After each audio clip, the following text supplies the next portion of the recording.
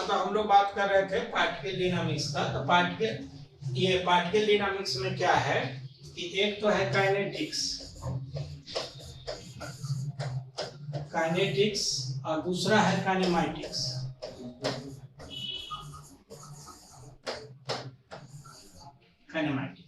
ऐसे काइनेटिक्स का मतलब हुआ कि इसमें मोशन विथ इट्स काउज। हम अगर लिखेंगे तो motion with its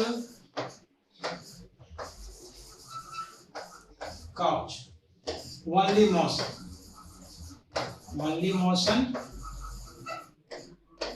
no couch।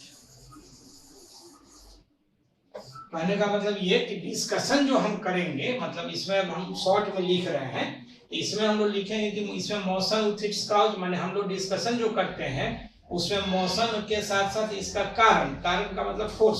Motion का कारण हमेशा फोर्स होता है, ठीक है। तो हम लोग जो डिस्कस करते हैं इसमें काइनेटिक्स में जब डिस्कस करेंगे तो ये हो जाएगा मोशन और उसके साथ जो उसका कारण होगा दैट इज द फोर्स, ये डिस्कस करेंगे। जब काइनेमैटिक्स में हम लोग डिस्कस करेंगे तो सिर्फ मोशन का डिस्कस करेंगे, मोशन क्यों हुआ इससे हमें बहुत मतलब नहीं, ठीक है।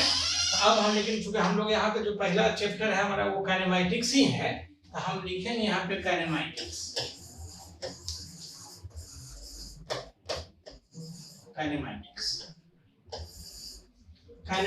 को हम लोग इस में देखते हैं। जैसे देखो क्या है, ये है वन डायमेंशन और स्ट्रेट लाइन बोलते हैं, स्ट्रेट लाइन मोशन,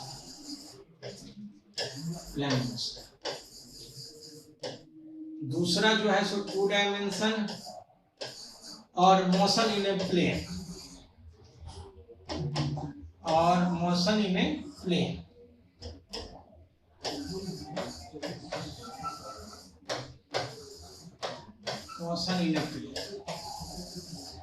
तीसरा जो हो गया सो जनरल डिस्कशन,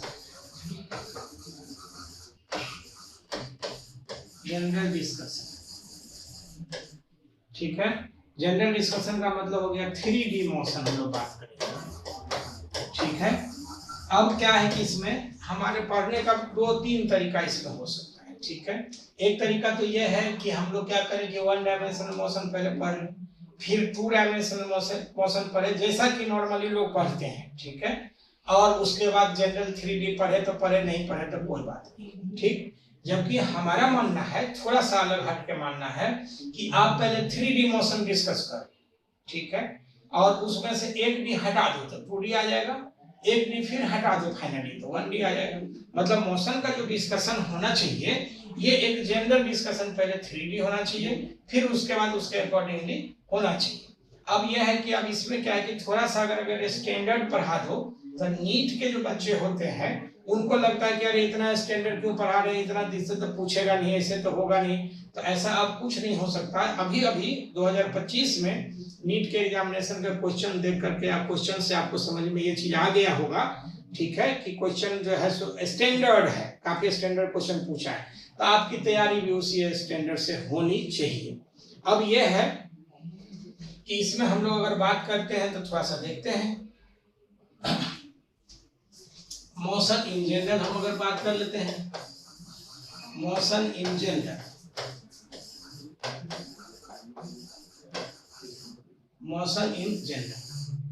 ठीक है, और जनरल डिस्कशन जिसको हम लोग बोलते हैं, तो इसको हम लोग लिखेंगे general discussion of motion, general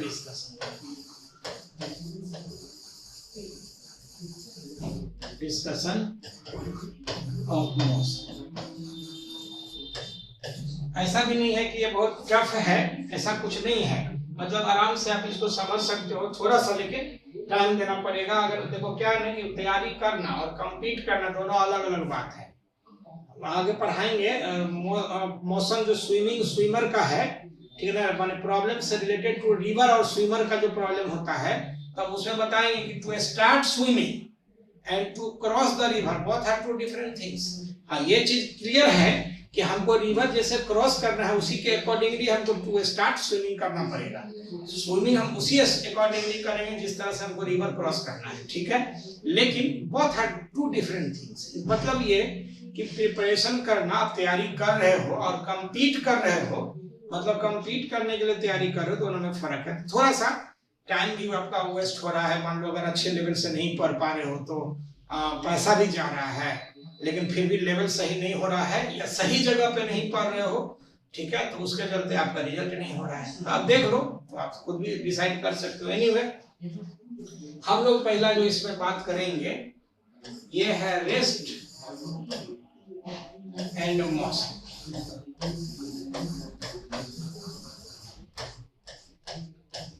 rest and motion देखो सिंपल है। रेस्ट का मतलब ये हो गया कि जब हम किसी भी फ्रेम के रिस्पेक्ट में पोजीशन का चेंज नहीं करते हैं तो हम उसको मानते हैं कि वो बॉडी रेस्ट में है, ठीक है। किसका चेंज? पोजीशन का चेंज। पोजीशन वेक्टर आप वेक्टर पढ़ाएंगे, तो पोजीशन का चेंज अगर नहीं करते हैं तो रेस्ट में है। टाइम के साथ अगर पोजीशन का चेंज होता है तो हम उसको बोलते हैं कि बॉडी मोशन में है। जैसे जैसे हम एक लाइन चाहे तो हम लिख सकते हैं, लिखेंगे when the particle या बॉडी कुछ भी लिख सकते हैं। when the particle does not change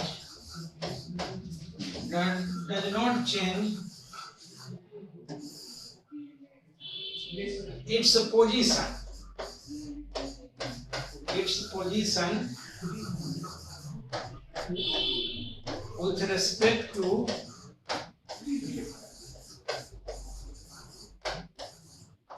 with respect to the time, does not change its position with respect to time from any frame of reference,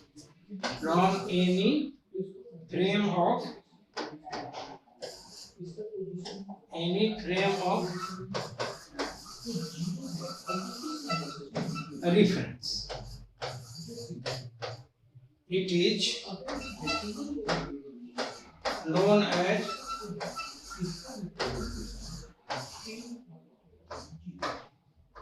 the body is to be at rest. Body is या particle, body या particle हो गया, वो particle लिखे वो body लिख देते no problem. Particle is to be at rest, हम ये डिफाइन करते हैं, ठीक है। सिमिलरली लिखेंगे, similarly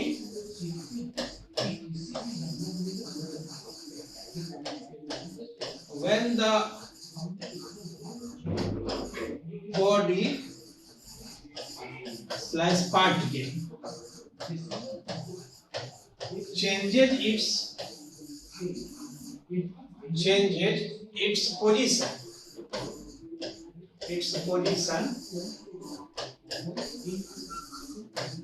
with time,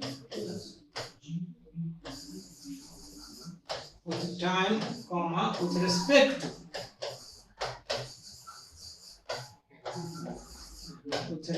to a certain frame of reference,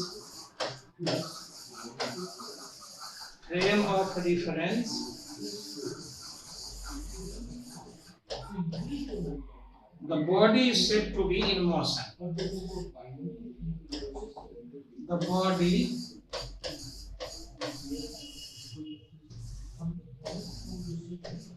is said to be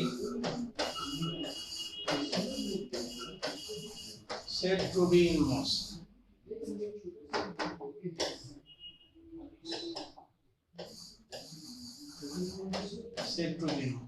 ठीक है।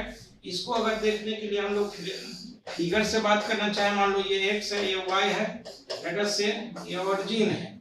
कोई आदमी जो है सो यहाँ पे ये r1 या r पोजीशन पे है, मान लो ये एट एवरी टाइम, माने हर हमेशा ये यहीं पे है, इसका मतलब ये हो गया कि ये r जो हो जाएगा सो कांस्टेंट हो गया, तो ये हो गया रेस्ट में, सो एट रेस्ट। इसी तरह से अगर हम लोग बात करना चाहें तो मान लो कि अगर इस तरह से कोई ये x है, y है, अगर मान लो कि यहाँ पे ओरिजिन है, यहाँ पे कोई आदमी इस तरह से है, ये एट t1 है, ये पोजीशन है मान लो r1, और एट ये अनदर टाइम एट t2 है, ठीक है, ये पोजीशन है r2, ठीक है। तो आप यहाँ पे देखो कि अलग अलग टाइम पासेस फ्रॉम फिगर, एक लाइन लिख सकते हैं, from figure it is clear that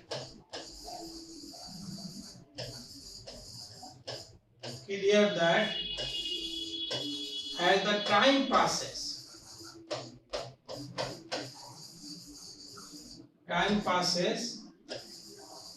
the position of the body changes, position of the person changes, so the person is in motion, so the person is in motion। अच्छा, मजेदार बात इसमें एक चीज और है ध्यान देने का ये है कि पोजीशन चेंज होना है, तो कोई जरूरी नहीं है कि ये आदमी चले, कोई जरूरी नहीं है। ऐसा भी हो सकता है कि ये आदमी रुका रहे, ये जो फ्रेम है यही चलने लग जाए, तब भी पोजीशन चेंज होगा। मतलब कहने का मतलब ये है कि अगर आप इसको थोड़ा ऐसे देखना चाहते हो तो देखो, ऑल्सो वी है, हम इसको थोड़ा सा दूसरे तरीका से ऐसे देख सकते हैं कि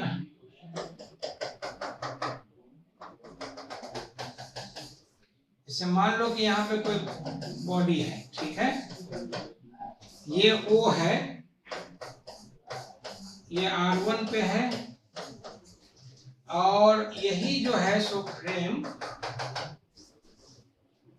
ये एट, चलो हम इसे लिख देते हैं, ये y डैश, ये O डैश, हम ऐसे लिखते हैं, ये यहाँ से R2 पे है, मतलब ये जा रहा है, कहने का मतलब ये है, जैसे देखो क्लियर होना चाहिए, ये इधर से जा रहा है।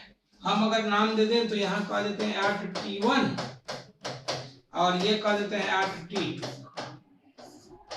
ठीक है।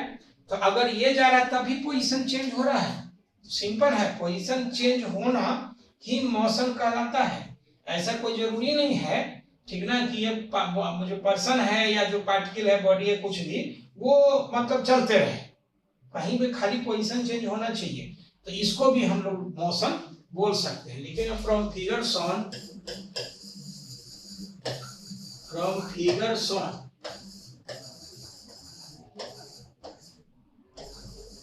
the position of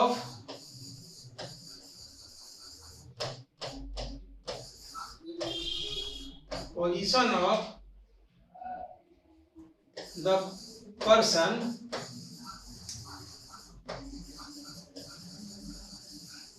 changes due to the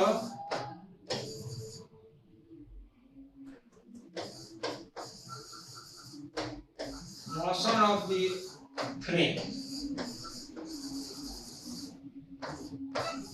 So the person is said to be person.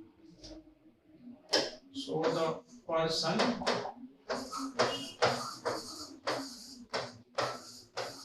is said to be in motion. इसका एग्जाम्पल क्या हो सकता है, सो बता रहे हैं। जैसे मान लो कि आप रोड के साइड में खड़े हो और एक बस में कोई दूसरा आदमी जा रहा है, तो आपको ये लगेगा कि बस वाला, ठीक ना, जो बैठा हुआ आदमी वो जा रहा है, और बस में जो बैठा हुआ आदमी है उसको ये लगेगा कि आप दूर जा रहे हो, मतलब आपका मोशन हो रहा है। इसका मतलब जो मोशन का वर्ड है या जो रेस्ट का कॉन्सेप्ट है ये रिलेटिव वर्ड है। तो हम लोग यहाँ पे लिख सकते हैं hence finally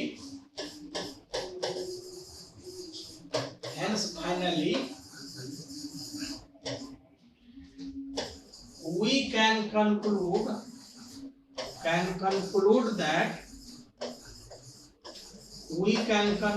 that the concept of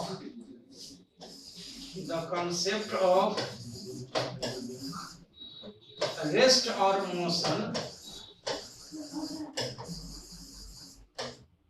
motion of a particle body कुछ भी is a relative concept is a relative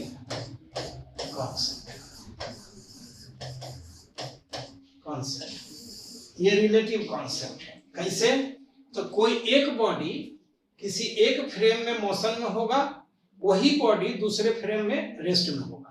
जैसे अगर बस में बैठा हुआ कोई आदमी है, दूसरे बस में बगल के सीट पे बैठा हुआ आदमी के रिस्पेक्ट में वो रेस्ट में है, लेकिन कोई आदमी जो है सो जमीन पे खड़ा है, रोड के साइड में खड़ा है, उसके रिस्पेक्ट में मोशन में है। इसका मतलब मोशन और रेस्ट का कॉन्सेप्ट इतना आसान नहीं है, बट हम ये कहते हैं, ठीक है, कि जिसका ऐसे माने समझो समराइज करके कि जिसका पोजीशन बदलता हो उसको हम मोशन में बोलेंगे, जिसका पोजीशन टाइम के साथ नहीं बदलता है उसको हम लोग रेस्ट में बोलते हैं। ठीक है, सिंपल, माने हम लोग इस तरह से डिफाइन करते हैं। अब अगला जो कॉन्सेप्ट है माने वो चीज लिखा जा सकता है, इसे हम समझ रहे हैं कि हम जो बोल रहे हैं उस समय आप रेफरेंस भी नोट डाउन कर सकते हो कि a body may be at rest in one frame of reference and the same body may be in the motion in another frame of reference. For example, a person sitting in a bus is at rest with respect to the another person sitting in the same bus and is again in motion with respect to the person standing on the road. ठीक है, तो हम ऐसे भी समझ सकते हैं, ऐसे भी बोल सकते हैं। ठीक है, now concept of distance and displacement. Distance and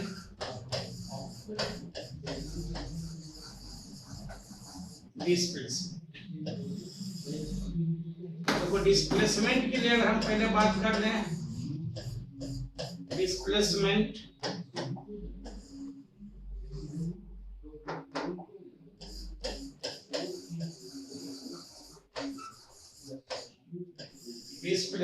ये जो है सो डेल्टा आर, हम इसको रिप्रेजेंट करते हैं। The shortest length of path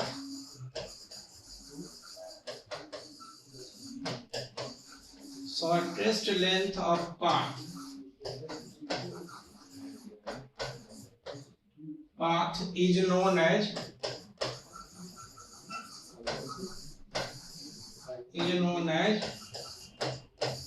the displacement between the 2 points,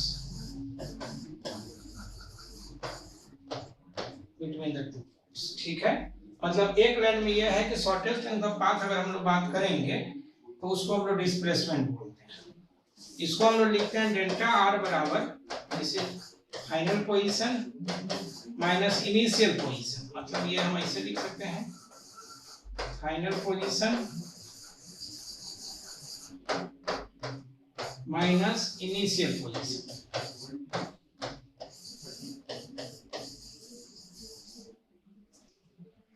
initial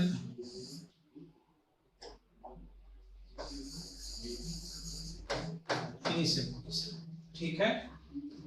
figure से अगर दिखाना चाहें तो हम ऐसे दिखा सकते हैं, ये x, ये y, ये z वो दिखा देते हैं। मान लो कि कोई पार्टिकल जो है सो यहाँ पे है, ये r इनिशियल पोजीशन पे है, a यहाँ से ये इस तरह से इससे आ गया, आर फाइनल पे है, ये डेल्टा आर है। ए से बी तक आने का बहुत सारा तरीका हो सकता है, ये वेक्टर में हमने थोड़ा सा डिस्कस किया हुआ था, ठीक है। अब ये है कि ये पहला पाथ नंबर है, ये दूसरा है, ये तीसरा है। तो एक चीज यहाँ पे आप देख सकते हो कि from figures on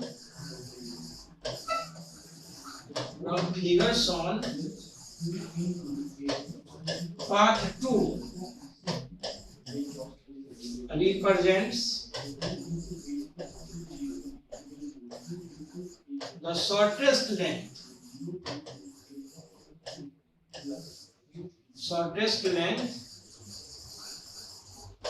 between points A and B. Points A and B. So it is the displacement. It is the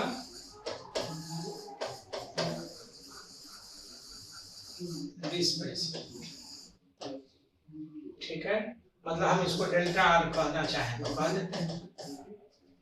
अगर हम इसके लिए बात करना चाहें ऑल्सो,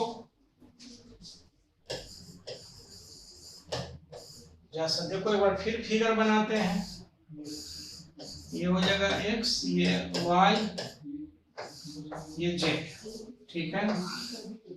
मान लो ये हो गया r i, ये हो गया r फाइनल, ये b पॉइंट, ये a पॉइंट, ऐसे। चाहो तो ये भी दिखा दे सकते हो। इसका जो कोऑर्डिनेट होगा ये x1 हो गया, y1 हो गया, ये z1 हो गया। इसका जो कोऑर्डिनेट होगा x2, y2 और ये z2, ठीक है। ये ओरिजिन है। तो हम लिखते हैं ऑल्सो डेल्टा आर बराबर r final minus r initial. R final क्या है, तो x2i y2j plus z2k minus x1i plus y1j plus z1k। इसका मतलब इसको घटाएंगे तो यह x2 minus x1i, y2 minus y1a j, z2 minus z1k। This implies कि डेल्टा आर बराबर अगर लिखते हैं जैसे डेल्टा एक्स आई डेल्टा वाई जे प्लस डेल्टा जेड के, मतलब ये हो गया कि डिस्प्लेसमेंट के लिए जो फार्मूला है ये कुछ ऐसा होगा, ठीक है। ऐसे चाहो तो वेक्टर के हेड टेल नियम से भी लिख सकते हैं। कैसे लिख सकते हैं, तो हम यहाँ पे लिखते हैं, देखो ओ ए प्लस ए बी बराबर ओ बी। इसका मतलब ये हो गया कि A B and this is delta r बराबर O B minus O A. O B क्या है, तो फाइनल पोजीशन है, और ये ओ ए क्या है, तो इनिशियल पोजीशन है। मतलब हम इस तरह से इसमें लिख सकते हैं, ठीक है। अब इसमें क्या है कि जैसा हम लोग और देखना चाहें तो अगेन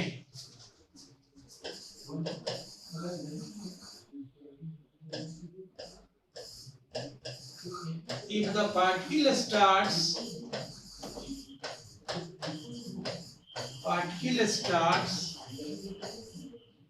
moving from origin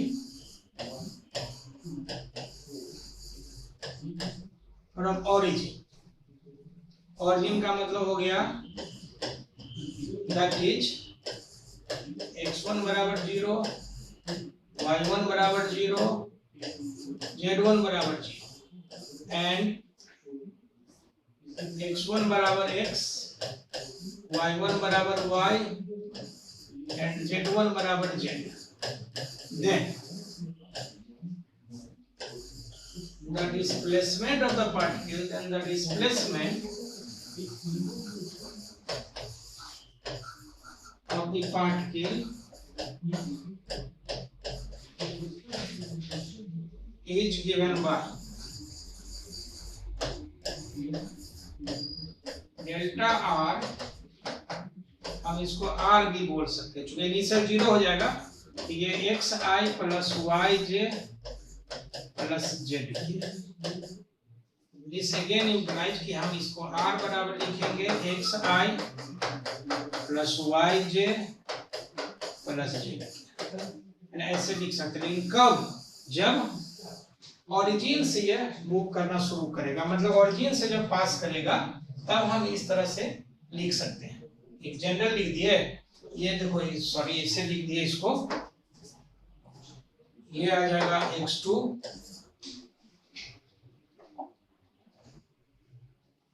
ये हो जाएगा y2 और मैंने फाइनल पोजीशन हम ऐसे लिख दिया, ये हो जाएगा z2। तब हम इतना ए पोजीशन पे इस तरह से लिख सकते हैं। हम समझते हैं इसमें किसी को कोई दिक्कत नहीं है। अब अगर हम लिखना चाहें, ठीक है, for distance,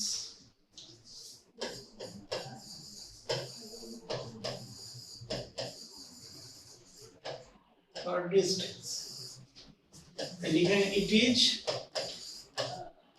the actual length of path, actual length of path covered, actual length of path covered by the moving part,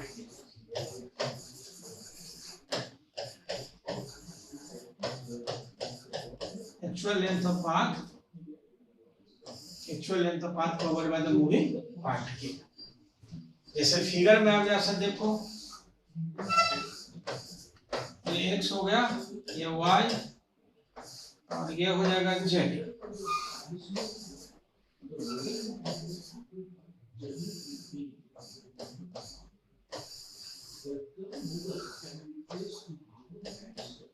ये 1 था, ये 2 था और ये 3 था और 0, ठीक है। तो लिखे हम paths from figure shown, from figure shown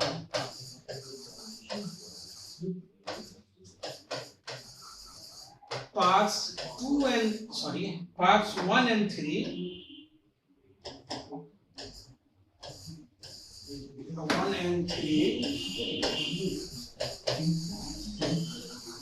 represent the distance and I will leave it, and maybe different for different path, for different paths covered, for different paths covered, माने अलग अलग अगर पाथ कवर करेगा, ठीक है ना, तो अलग अलग डिस्टेंस का वैल्यू होगा, लेकिन डिस्प्लेसमेंट हमेशा एक ही रहेगा अगर इनिशियल और फाइनल पॉइंट सेम रहता है तो। मतलब कहने का ये है, ये इनिशियल हो जाएगा और ये फाइनल हो जाएगा। मतलब इनिशियल और फाइनल पॉइंट अगर सेम रहता है तो पाथ अगर अलग अलग कवर करेगा तो लेंथ अलग अलग हो जाएगा, तो लेंथ हो जाती है, इसका डिस्टेंस बदल जाएगा, लेकिन डिस्प्लेसमेंट हमेशा इनिशियल और फाइनल पॉइंट सेम रहेगा तो सेम रहेगा, इसमें कोई दिक्कत नहीं है। अब अगर डिस्टेंस कैलकुलेट करना चाहें तब हम लोग लिखते हैं कैलकुलेशन ऑफ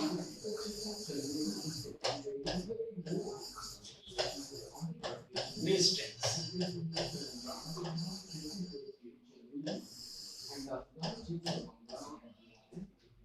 डिस्टेंस अगर कैलकुलेट करेंगे तो थोड़ा सा तो इसमें 3D में थोड़ी सी दिक्कत होगी, 2D में थोड़ा ज्यादा आसान हो जाएगा, ठीक ना। लेकिन हम थोड़ा दिखा देते हैं यहाँ पे, हालांकि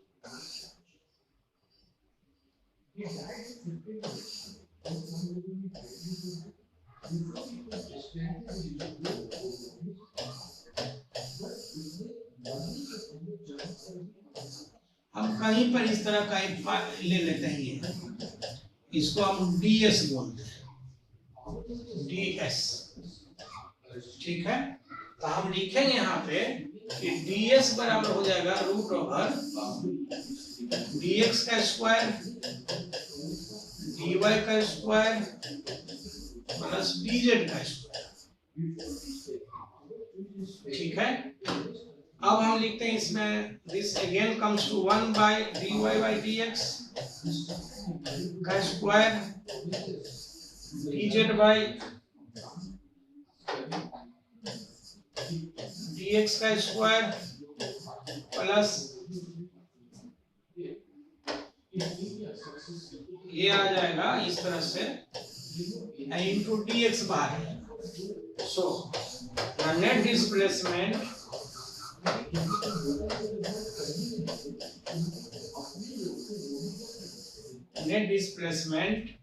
s बराबर लिखते हैं इंटीग्रेशन ds। अब ये इंटीग्रेशन क्या है ये चीज थोड़ा सा बताना पड़ेगा, तो हम आगे बात करेंगे। dy by dx plus dz by dx square into dx। ठीक है, अब इससे ज्यादा हम अभी फिलहाल यहाँ पे नहीं बात करेंगे, थोड़ा सा ज्यादा एक्सटेंडेड हो जाए, लेकिन थोड़ा सा जानना चाहिए। कहोगे ई कैसे? तो ये डिस्प्लेसमेंट जो हम निकाले थे उसका मैग्नीट्यूड ये वेक्टर में हम लोग बात किए हैं, जो इससे पहले का चैप्टर पढ़ाए हैं, हम उसमें बात कर सकते हैं। ठीक है, अब रही बात इसमें कि वेलोसिटी एंड स्पीड। तो वेलोसिटी एंड स्पीड,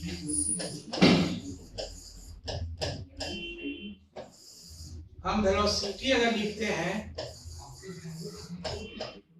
तो वेलोसिटी भी वेक्टर लिखिए, कहने की जरूरत नहीं है कि it is the rate of change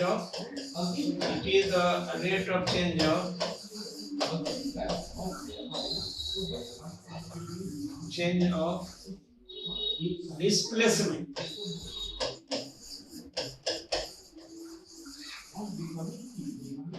with respect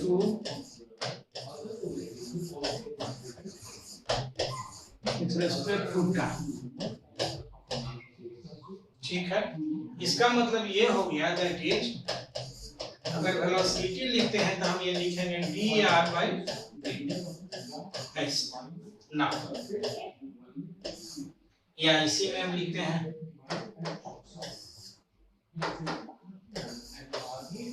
also when delta t tends to 0 तो ये जो v आ जाएगा ये हो जाएगा dr बाई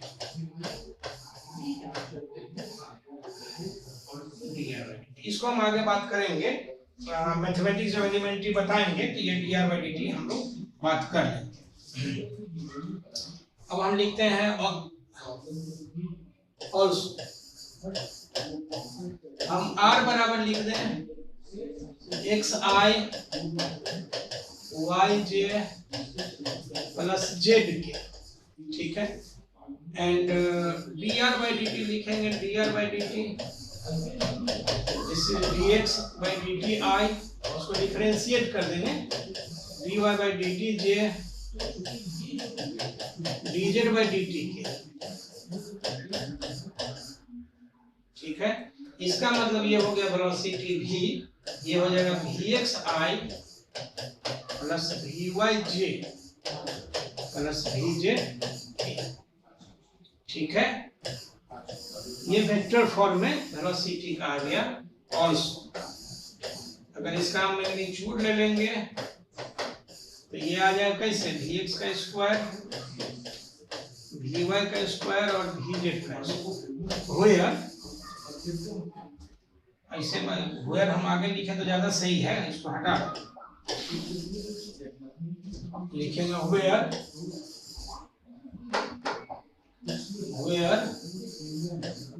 vx, ये हो गया dx by dt, velocity along x axis, velocity along x axis. v1 ये हो गया dy by dt, velocity along y axis.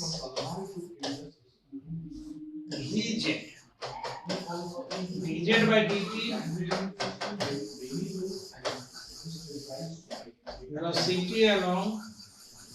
Z axis, मतलब ये वेलोसिटी तीनों डायरेक्शंस में आ गया। 3D में अगर वेलोसिटी अगर आता है तो फिर हम लोग इसका मैग्नीट्यूड और डायरेक्शन हम बता चुके हैं कि 3D में हम किसी भी वेक्टर का मैग्नीट्यूड कैसे निकालते हैं और डायरेक्शन कैसे निकालते हैं। अगर इसको देखना हो तो आप जो है वेक्टर का चैप्टर में आप देखिए, उसमें कोई पार्ट में ये सारा चीज मैग्नीट्यूड एंड डायरेक्शन हम बताएंगे, ठीक है।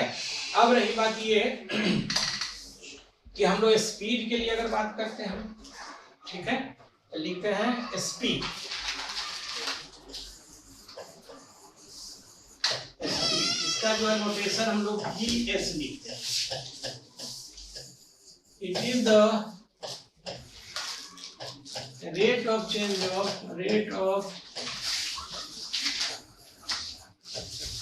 change of distance. It is the rate of change of distance with respect to क्या, इसका vs लिखते हैं, ये delta s by delta t, ठीक है। when delta t tends to 0 तो ये vs जो हो जाएगा ये ds बाय dt है, कुछ ऐसा, ठीक है। अब क्या है इसमें ऑल्सो जो s था या डेल्टा s था तो ये था रूट ओवर ऐसे करके डेल्टा x का स्क्वायर, डेल्टा y का स्क्वायर, डेल्टा z का स्क्वायर, ठीक है। अगर हम लोग लिखते हैं delta s by delta t, ये हो जाएगा delta x by delta t का square, delta y by delta t का square, delta z by delta t का स्क्वायर, कुछ ऐसे, ठीक है। when t tends to delta t tends to 0 अगर बात बहुत छोटा हो जाएगा तो ये आ जाएगा ds बाय dt और यही हो जाएगा vs and this will be, ये आ जाएगा dx by dt, dy by dt का स्क्वायर और प्लस dz बाय dt का स्क्वायर, हम ऐसे लिख सकते हैं, ठीक है। अब लिखते हैं सो vs बराबर जो हो जाएगा, सो जरा सा देखो ये इन क्या था, इधर देख लो, vs बराबर एक बार फिर से ये आ जाएगा रूट अंडर vx का स्क्वायर, vy का स्क्वायर, vz का स्क्वायर, ठीक है। एंड ds बाय dt ये vs है, इसका मतलब vs बराबर लिखेंगे तो vs गुने dt, इसका मतलब s बराबर लिखते हैं इंटीग्रेशन ds इंटीग्रेशन vs गुने dt। So the distance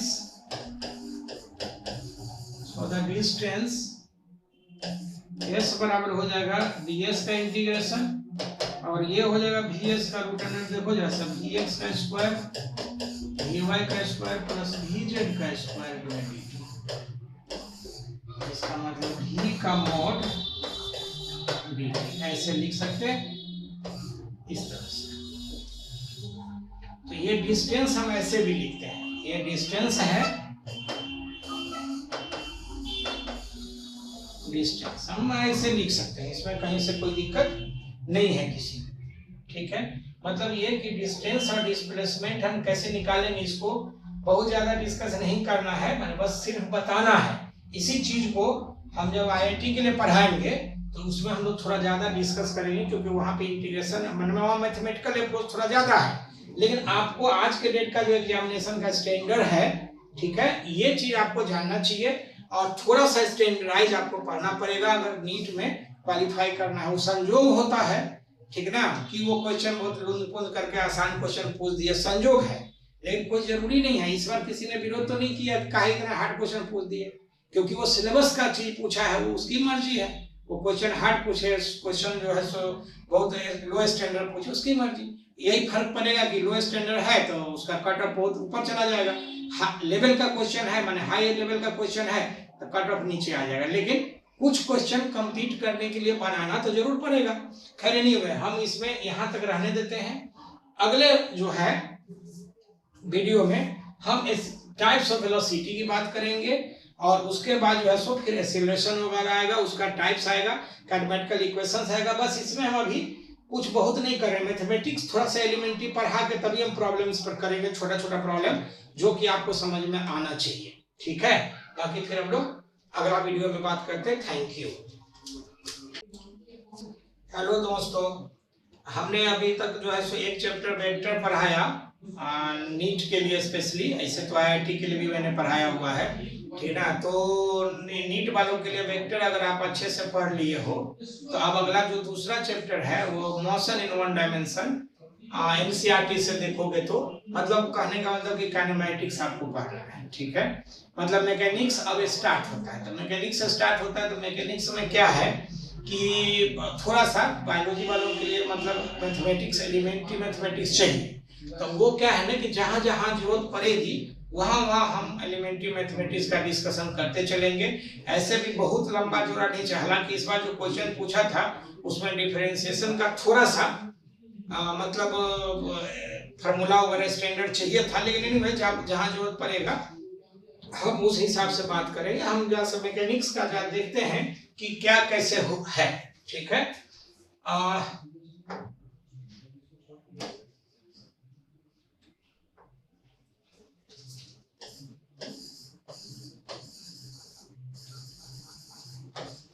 mechanics, ये मैकेनिक्स में क्या है कि ये जो है सो दो पार्ट में बटा हुआ है। एक्चुअली पढ़ना जो है हमको क्या पढ़ना है, इसके लिए हम लोग वहां पे जा रहे हैं। स्टैटिक्स हो गया और ये हो गया डायनामिक्स। ये डायनामिक जो होगा सो दो तरह का होता है, पार्टिकल डायनामिक्स